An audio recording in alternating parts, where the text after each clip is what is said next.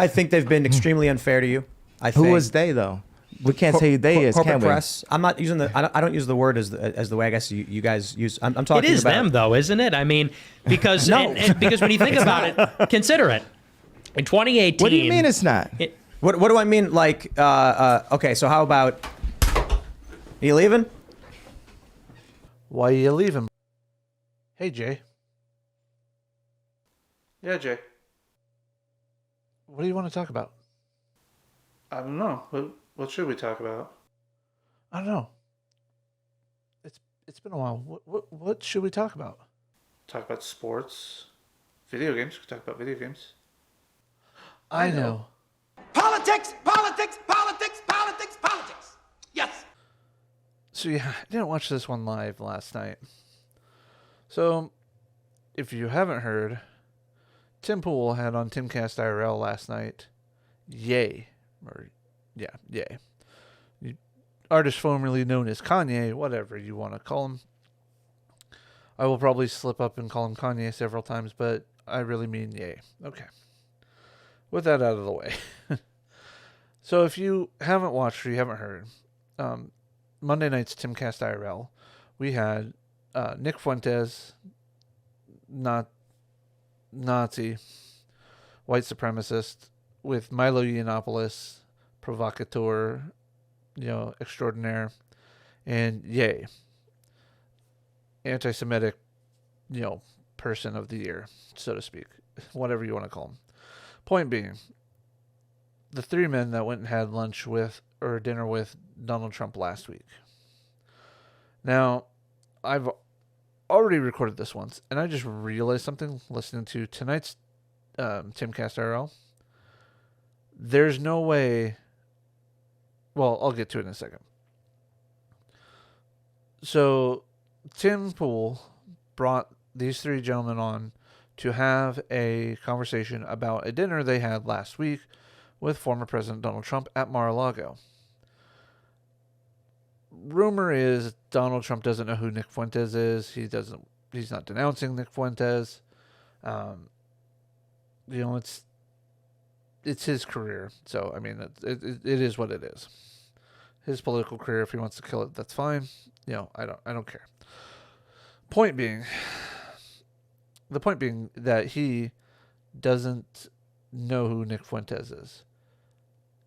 And so I was at first like, well, he doesn't know everybody, blah, blah, blah. Yeah, he might not know who Nick Fuentes is, but the Secret Service knows who he is. I guarantee you. And they cleared him to come in and sit with the president and have dinner with him. Now, again, the Secret Service knowing who Nick Fuentes is does not mean the president knows who he is. Doesn't know whether he's a good guy or not, and before you say anything, I'm not condoning or endorsing anything those three men have to say. Okay? Just, yeah. Point being, my rant is not on Tim Pool for having them on. I think it was a good idea for them to be on, for the simple fact that we need to know what was said. The problem is I think Milo and or Kanye, or Ye, knew that they were going to find a way to make headlines out of this. And that is by walking out. Now, this isn't my idea. This isn't my thread, or my original idea or anything. I actually watched Tim cover this on Timcast, not Timcast IRL, but the Timcast channel this morning.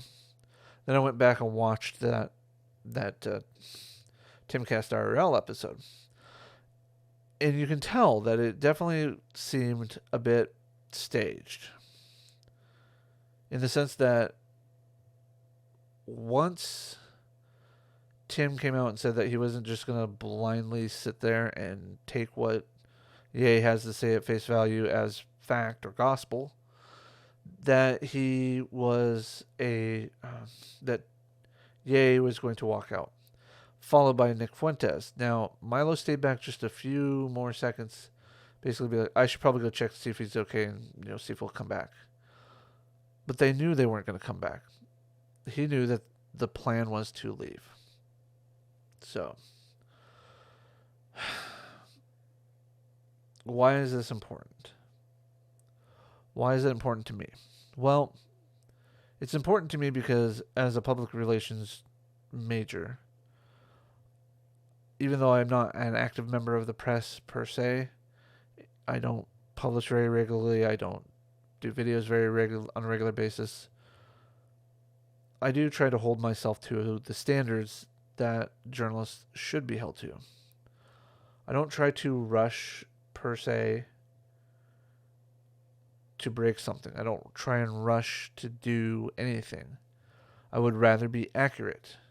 I would rather get the facts and understand what's going on.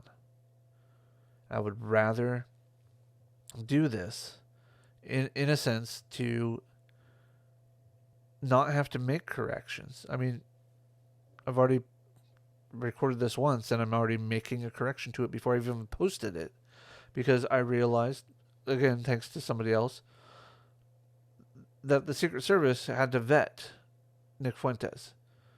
So obviously it wasn't like he just, oh, hey, I'm here, can I come and have dinner? He would have been turned away. We know this. It was definitely staged. So, again, I can't speak to what Donald Trump knows or knew about Nick Fuentes prior to the dinner. I don't know what happened during the dinner. None of us really do. But the point being, we need to hold our media accountable, and we need to be accountable to ourselves to make sure that we understand the full situation. Just because somebody sits down and has dinner with somebody who is anti-Semitic, who is a Nazi, who is whatever, doesn't mean that they endorse what these people believe or stand for. For all we know, it could be a simple sales pitch of, hey, buy this product, whatever, blah, blah, blah, or please endorse this product. Hey, I want to run for president. I wanted your advice. Oh, by the way, these are my friends too, so since you invited them, let's talk about it. That doesn't mean that Donald Trump endorses these people. Now, the fact that he hasn't, since the dinner, denounced Nick Fuentes or Ye or anybody, one can argue that he's okay with it, and that's on him. I'm not going to sit here and defend him, but what I am going to say is that we need to, instead of attacking people for who they have dinner with, know the facts before you actually make those judgments. Just because you won't do something doesn't mean that other people won't. This is why I'm very much a free speech advocate. These people have a right to talk. These people have a right to gather here in the United States. These people have the right to talk to politicians. And if a politician is willing to hear them out, that doesn't make the politician a bad person. It doesn't make them evil. But oh no, won't somebody think of the children? Won't somebody think of this group? No, we don't need to worry about that. What we need to do is figure out what happened. Why did they have dinner? What did they discuss? And if we can't get that out, then we just leave it as what it is. Eventually the truth will come out. Maybe not anytime recent, really quick, but it could come out, 3 or 4 months from now, for all we know. It irritates me that people are so quick to jump to conclusions on things. And I've done it myself. I'm not perfect, but at the same time, when we jump to these conclusions and then we're wrong, a lot of times people double down on it. Well, it doesn't matter. I mean, like literally, I know this isn't the case. Okay, so don't take this as fact, but we could literally have it be Nick Fuentes just wanted to meet Donald Trump, never had an opportunity to meet him face to face and actually get to know him. Okay, plain, simple, innocuous, and nothing happened. Oh, but no, Donald Trump sat down and had dinner with Nick Fuentes. Therefore, evil, orange man bad. And it irritates me. We don't care about facts anymore. We care about our perception. We care about our feelings. You know, we care more about our imagined truth than the actual truth. Now again, I'm not saying that this was some innocuous meeting and that I have facts on this. I'm just saying, as a hypothetical, if it is that, how many of you are going to be like, oh, okay, well, it was innocuous, and just apologize for trying to make it out to something bigger than it is? Not many.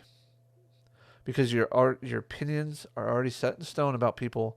Your opinions are already set in stone about certain facts of life that we have to, that if it doesn't fit it, you won't accept it any other way. So, I mean, it's like arguing with people on the internet about Kyle Rittenhouse being found not guilty. Being found not guilty basically makes you innocent. You didn't commit the crime as judged by a group of your peers. You know? But with that, I'm not going to do my typical outro piece or anything like that. I'm just going to ask that you hold the media people that you trust accountable. Stop allowing them to be like, breaking news, blah, blah, blah. And then only 2-3 weeks later, in some minor website update, we are sorry to inform you that we were wrong, but we don't want to bring too much attention to it, so we're going to do it right here rather than making a big announcement about it. Or, in the case of The View, hopefully I could get the video clip here. Okay, so you have to read this thing. Oh, I've got a legal note. The conservative group. Sonny normally does this, but I know. Yes. This is our knockoff lawyer. Okay. The conservative group, Turning Point USA, has condemned the group of neo-Nazis and said they have nothing to do with the organization. Yeah, but where was DeSantis? Is why. If not, you'll understand. But basically, making a public apology on air. So that, I know I've been saying a lot in this, and it really bothers me. But at the same time, it just hold these people accountable. Make sure that they are presenting to you factual information. If you want tabloid stuff, go buy the tabloids. Let mainstream media get back to being mainstream media, fact-based. So, with that, I am out of here, guys. Later.